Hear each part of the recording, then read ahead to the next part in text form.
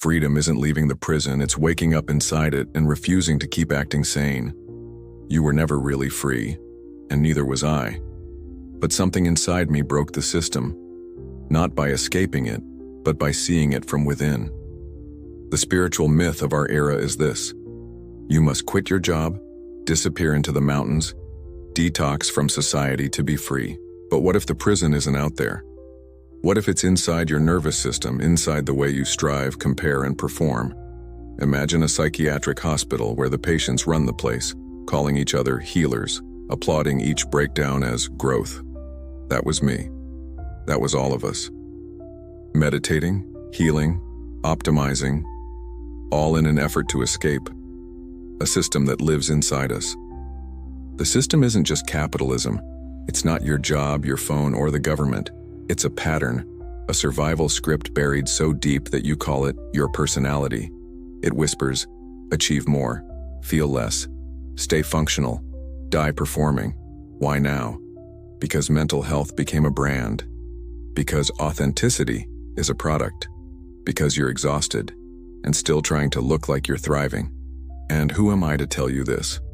I'm someone who tried to leave. I followed the retreats, the coaches, the digital detoxes. But the moment I stopped running, I heard something louder than silence. My real voice, buried under decades of obedience. You don't have to leave the system to kill it. You have to stop being the one who keeps it alive. You weren't born compliant. You were trained. Before you even had language, you learned the tone of approval. Before you could name your emotions, you were punished for feeling them. You were programmed to function, not to feel. And no one meant to harm you. They were just repeating the code. Parents who feared emotion. Teachers who rewarded silence. Society that called numbness maturity. You were taught to chase gold stars, not meaning. To measure your worth in grades, likes, promotions. To label burnout as drive and anxiety as ambition. And worst of all, you were told that freedom is climbing higher within the same prison. That success is a personal brand. That if you just hustle hard enough, you'll finally feel whole. But you don't. Because you were never taught how to be you, only how to be liked. Psychologist Robert Cialdini might call this behavioral reinforcement. Daniel Kahneman would call it thinking fast and shallow. Gabor Mate would call it trauma dressed as discipline.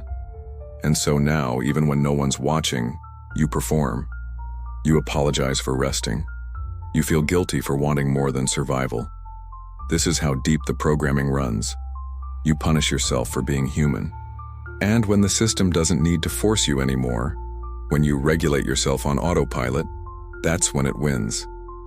But what if this performance you've perfected was never yours to begin with? You became so many versions of yourself, you forgot the original, the strong one, the chill one, the healed one. All carefully crafted masks, stitched together to survive expectations. You don't even lie anymore, you just perform.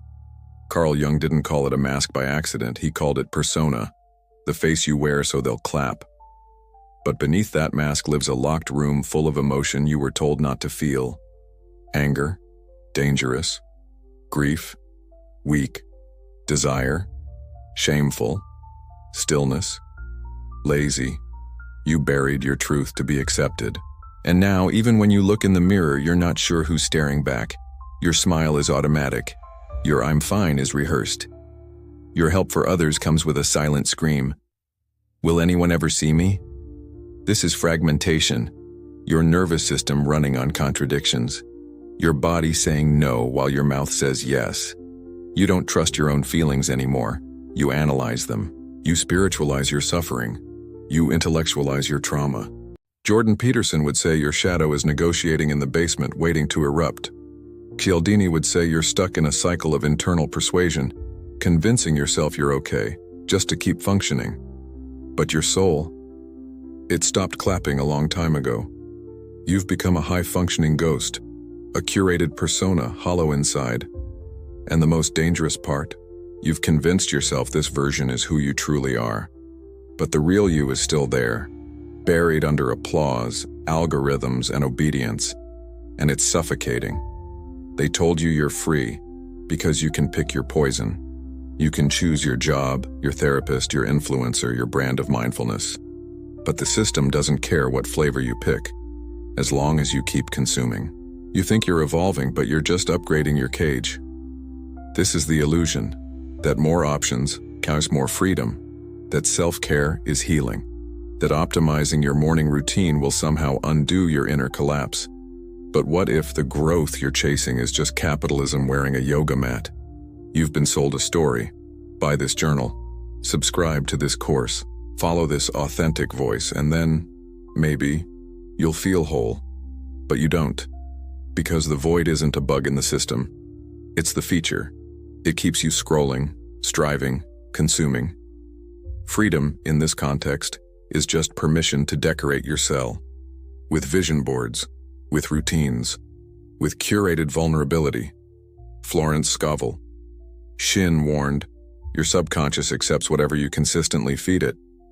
And this system feeds you urgency, guilt, not enoughness. So you keep running, but you're not moving forward. You're spinning, because the treadmill is emotional, not physical. Real freedom doesn't feel like achievement, it feels like silence. And that silence terrifies the system, because if you stop long enough, you'll hear the one thing that breaks it all. None of this was ever mine. And that realization, it doesn't set you free. It makes you dangerous. Disruption doesn't scream. It whispers, I'm done pretending. It happens when you stop responding to guilt-coded texts, when you pause before saying yes and then realize it was always a no, when you stop fixing yourself long enough to actually feel yourself. Rebuilding isn't about becoming better, it's about becoming real. You stop chasing meaning like a product. You stop trying to be high vibe. You lose interest in being perceived, and finally become present. And yes, it's terrifying. Because being real means being misunderstood. It means losing connections built on compliance.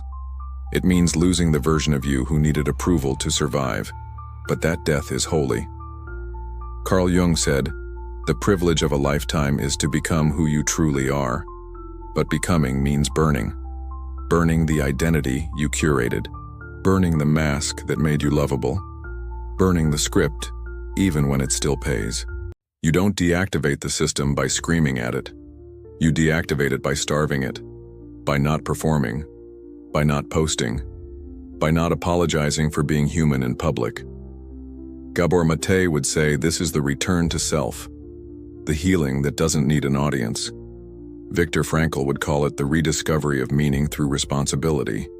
Not to the system, but to the soul. And Peterson would say, you're finally facing chaos with your eyes open, and choosing to walk through it without a costume. That's not rebellion, that's resurrection. And once you taste that level of truth, you can't go back. You don't have to escape the system. You just have to stop being its battery, because the system doesn't live in buildings or brands. It lives in your habits, in your silence, in your fear of being unproductive, in the way you apologize for existing without a label. You deactivate the system every time you feel, instead of perform.